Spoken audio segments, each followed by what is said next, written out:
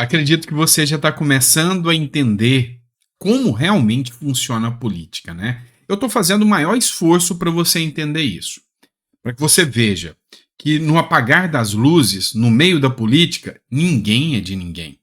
Aquele cara que ficava criticando que o ladrão vai voltar à cena do crime, na hora de se eleger, ele vira vice do cara que ele criticava. Aquela outra que falava que era um absurdo, que ali ia combater o PT até o final dos tempos, porque era o maior sistema corrupto de todos os tempos, vira ministra do PT. E é assim que funciona. E aí é a hora que começam as traições, o jogo de intriga, muito pior do que novela mexicana. Eu vou te explicar um pouco mais sobre o que eu estou falando nesse editorial aqui, então fica ligadinho. Se você é novo no canal, sou o Dr. Sandro Gonçalves, advogado, jurista, filósofo político, e o nosso intuito aqui é entender um pouquinho as entranhas da política. Começando a falar da senhora Marta Suplicy e o alinhamento com o PT. Adivinha para quê? Para eleger o Guilherme Boulos. Vamos falar um pouquinho sobre isso? Bora lá. Essa matéria aqui é do blog do Noblar. A Marta Suplicy teve uma reunião com o Lula. E essa reunião incomodou muito a cúpula do PT. Mas a gente precisa voltar um pouco mais nessa história. Vamos voltar o porquê do incômodo do PT. É o seguinte, a senhora Marta Suplicy, hoje, ela é secretária da Prefeitura de São Paulo. Já começa o rolo aí. Porque a Prefeitura de São Paulo hoje é do Ricardo Nunes. E o Ricardo Nunes colocou a Marta como sua secretária. E o Ricardo Nunes ontem cometeu uma certa gafe. Resolveu elogiar sua secretária. A Marta Suplicy é uma mulher maravilhosa, que pode lhe trazer muitos votos. O que ele não sabia é que nessa hora a Marta estava traindo ele com o Lula. Pois é. Enquanto ele elogiava a Marta Suplicy estava numa reunião. Com quem? Com o Lula. E quem mais? Com o Boulos. Para quê? Para ela ser vice do Boulos e derrubar o Ricardo Nunes, que deu um emprego para ela. Ou seja, uma traição completa, não acha? E o Ricardo Nunes elogiando ela. Tadinho, né? Só que tem um detalhe ainda mais profundo e obscuro nessa história toda. Sabe o que é? A revolta do PT. A Marta Suplicy, senhora Marta Suplicy, foi senadora da República. E lá, quando ela era senadora da República, ela foi uma das cabeças para o impeachment da Dilma Rousseff. Pois é, ela fez um trabalho, uma articulação e votou a favor do golpe. Votou pelo golpe, tá? Votou a favor do golpe da Dilma Rousseff. Então, deu para você entender que no apagar das luzes, do jogo político, no final das contas, ninguém é de ninguém? Pois é. E aí o que aconteceu? O Ricardo Nunes põe a Marta Suplicy, que era PT, agora já não é mais PT, é anti-PT, dentro da sua secretaria, elogia e tenta fazer com que ela seja sua vice. O Lula vem, coopta ela para ela ser vice do Boulos, que é a extrema esquerda, e o Ricardo Nunes, que estava flertando com a esquerda aqui, ao mesmo tempo está flertando, adivinha com quem? Com o PL. Vai ser apoiado por quem? Pelo Bolsonaro. Deu para entender como que a política funciona? Você ainda acredita naquela moral e na honra aplicando-se na política? Pois é, eu já deixei de acreditar nisso aí faz tempo. É por isso que eu analiso bem para ver quem é que realmente tem princípios, tem valor e não só preço dentro da política brasileira. E já que a gente está falando nisso, olha só quem apareceu.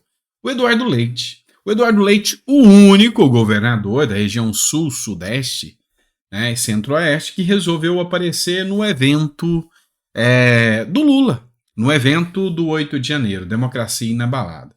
E aí, depois de fazer afagos ao Lula, depois de ter sido eleito, né, falei errado, com o público conservador, não, eu sou direita, eu sou um cara de direita. Pois é, aí ele começa a fazer uns afagos e mostra que é uma direita bem no centro, meio Alckmin, e para ser vice do Lula pouco custa, né? É o novo Alckmin da história. O Eduardo Leite quer um candidato do PSDB em São Paulo. Para quê? para se opor ao bolsonarismo. Pois é. Apontado como pré-candidato à presidência, tá, do PSDB para a eleição presidencial em 2026, Eduardo Leite afirmou à coluna que o partido precisa lançar um nome próprio para disputar a prefeitura de São Paulo, no pleito marcado para outubro deste ano. Leite diz que a eleição paulistana influenciará no cenário político nacional e que o apoio de Jair Bolsonaro deve afastar o PSDB da candidatura à reeleição de Ricardo Nunes, do MDB. Então, o PSDB, que é o do Eduardo Leite, falou que não vai estar com o Ricardo Nunes porque ele não quer estar perto do Bolsonaro. Então, resumindo para você, eu sou capaz de apostar que o Eduardo Leite vai estar no palanque dando apoio pro Boulos e pro Lula. É novidade? Não. Lembra o que eu te falo na política? Ali, meu amigo, ninguém é de ninguém. E aí agora a gente vai falar de uma coisa interessante, importante, sobre o evento do Lula e que o blog do Noblar expôs aqui, do jornal Metrópolis. Vamos lá. Blog do Noblar. Presta atenção na leitura.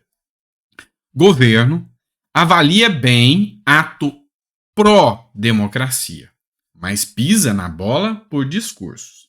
Então, segundo eles, o ato foi maravilhoso. O Lula conseguiu um ato maravilhoso com o evento pró-democracia. Mas não é bem assim. Tem um ponto interessante aqui.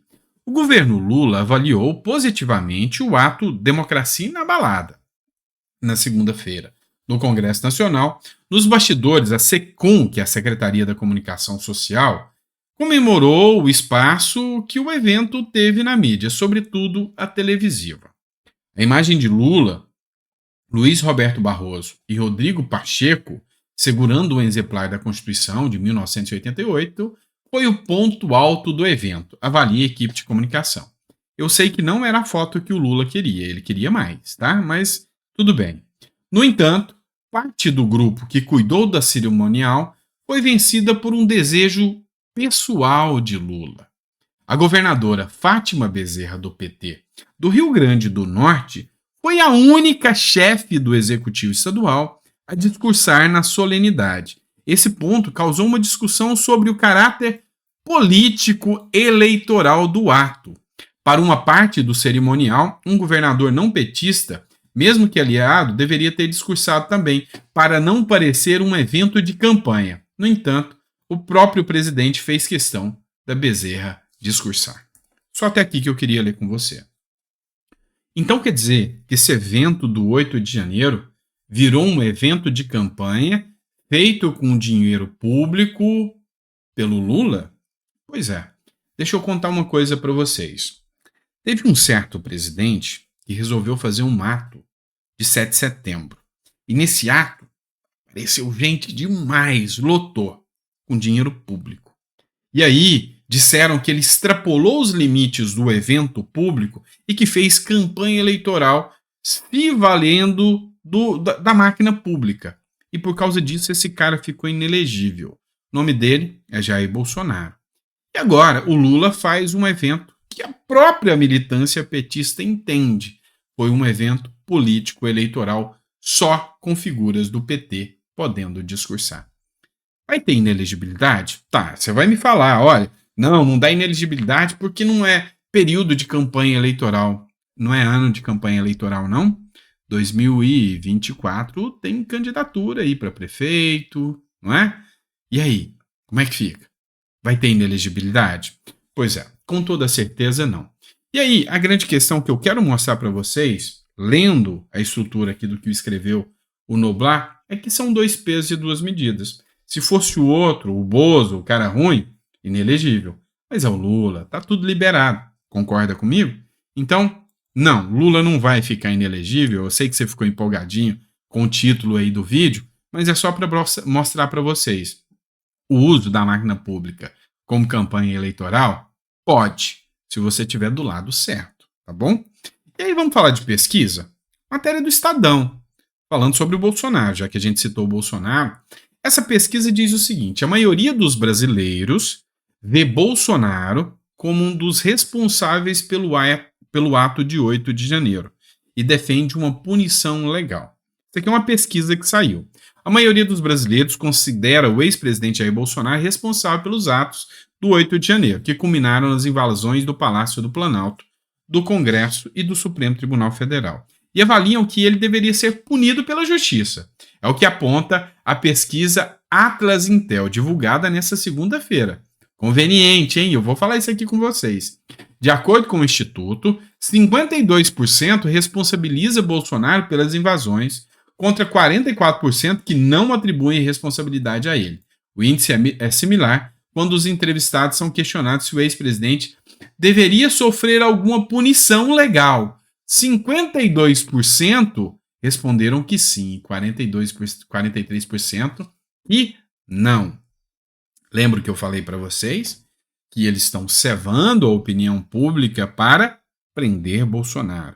E aí, conveniente agora essa pesquisa, perto dos atos do dia 8, e 52% da população entende que Bolsonaro deveria ser punido pelo quê? Pelos atos de 8 de janeiro. E, pode ter certeza, falaram de joias, falaram de cartão de vacina, falaram de EMA, falaram de genocídio Yanomami, falaram do que for. Mas fizeram a pesquisa. A prisão do Bolsonaro pode acontecer? Sim. E se acontecer? É pelos atos do 8 de janeiro. A pesquisa está aí para provar isso. E você? Você acha que o Bolsonaro tem responsabilidade ou não tem responsabilidade? Coloca no comentário que eu quero saber, tá? Para mim, Bolsonaro não tem nada a ver com os eventos, não estava nem no Brasil, pelo menos essa é a minha visão, discordo do Gilmar Mendes e de parte dessas pessoas. O 8 de janeiro não é responsabilidade do Bolsonaro. A minha única crítica ao Bolsonaro, vocês sabem qual que ele deveria ter mudado o discurso e mandado esse povo ir para casa. Mandado não. Falado, a gente, não vai ter nada. Esquece que os militares não estão com vocês. Ponto. Isso eu acho que ele deveria ter feito. Mas daí a ser punido por isso, não. Cada um foi por sua livre e espontânea vontade. Vamos falar o seguinte, ó. Matéria do Jota, que foi republicada pelo Rogério Marinho. O discurso de Lula, o discurso feito nessa tal democracia inabalada, foi assustador. Foi um discurso autoritário demais. E aí o Rogério Marinho deu uma resposta bem contundente ao Lula, que mostra um pouco mais da seletividade da justiça brasileira hoje e do entendimento do Lula, o autoritarismo de Lula. Lula disse, abre aspas, não há perdão para quem atenta contra a democracia, diz Lula sobre o 8 de janeiro.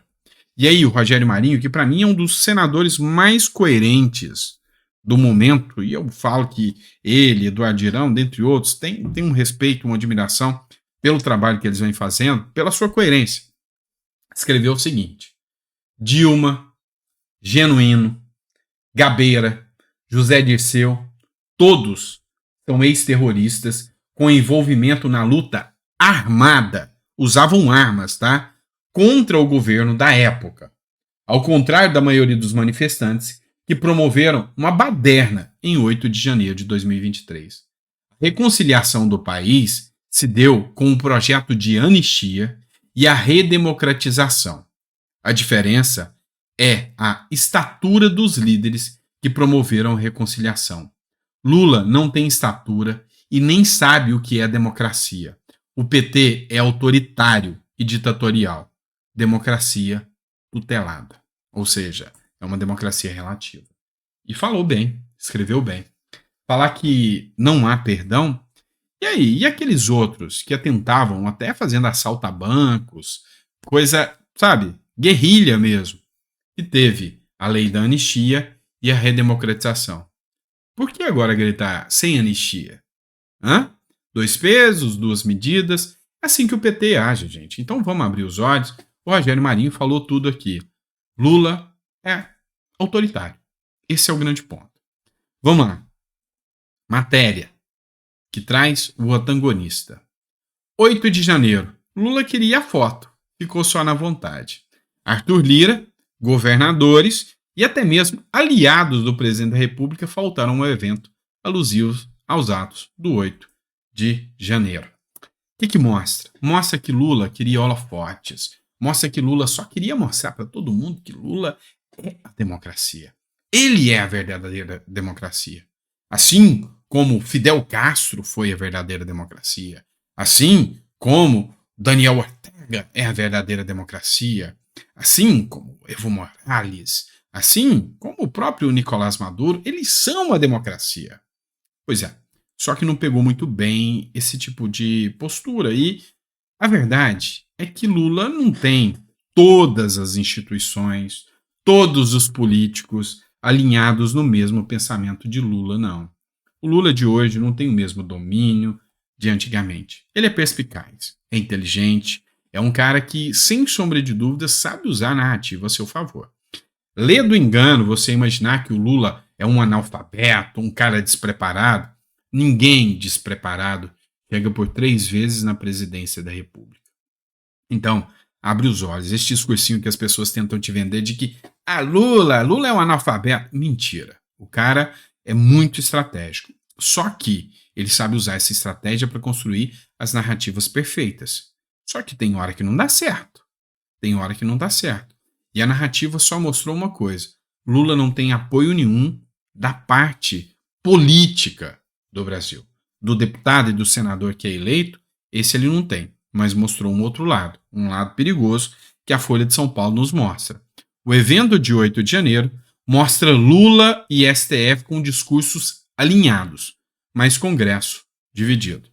Você já viu esse filme, num lugar chamado Venezuela. Na Venezuela começou assim, na Nicarágua começou assim. O alinhamento do Executivo e do Judiciário. E o Legislativo, num dado momento, perdeu toda a voz, toda a força. Não à toa, o Arthur Lira não foi. Então, ainda há uma chance de respiro por parte do Legislativo, mas é nítido que o alinhamento do discurso aqui entre Lula e STF e o Legislativo vai ficar só observando. Outra questão, vamos falar de exército. Muita gente acha que exército é coisa de direita, né? Não, o exército de Caxias, nossa, a direita. Lembra o que eles fizeram lá no regime militar que trouxe ordem e progresso para o Brasil? Pois é, antes de você lembrar disso, olhando o exército que tem hoje, lembra que lá na Venezuela o exército está do lado de quem? Do povo do Maduro. Pois é. Então, muito, mas muito cuidado no que você pensa sobre política. Política é muito mais sério do que você possa imaginar. E aí, sabe, começa a repetir o filme que acontece nos países vizinhos mesmo. Nicarágua, por exemplo, a gente já sabe quem é o sucessor do ditador. E aqui no Brasil, também a gente está vendo. Lula já escolheu o seu sucessor. Não é Haddad, não é a Glaze, não é o Dino, não é ninguém, além de senhorita Janja. As comemorações de um ano sobre os atos do 8 de janeiro confirmaram outro personagem nessa disputa. Pois é, a primeira-dama Janja Lula da Silva. E assim, o plano do PT, o projeto, ou melhor, do PT não, do Lula, é emplacar a Janja. E aí os discursos já vão começar. A Janja impediu o GLO e impediu que o Lula, fizesse um GLO e entregasse o poder na mão dos inimigos. A Janja é uma estrategista perspicaz. Ou seja, esse é o discurso que vai começar a colar daqui até 2026, se Lula não conseguir ser candidato à reeleição. Eu ainda ouso dizer, eu acho que até 2026 vão bater um chinelo no Alckmin aí, e eu acho que a Janja assume o lugar do Alckmin na vice-presidência. É o que eu imagino, tá bom? Pessoal, quem ficou até o final, coloca no comentário que ficou até o final. Se gostou, deixa no comentário e a gente volta com mais um editorial para vocês.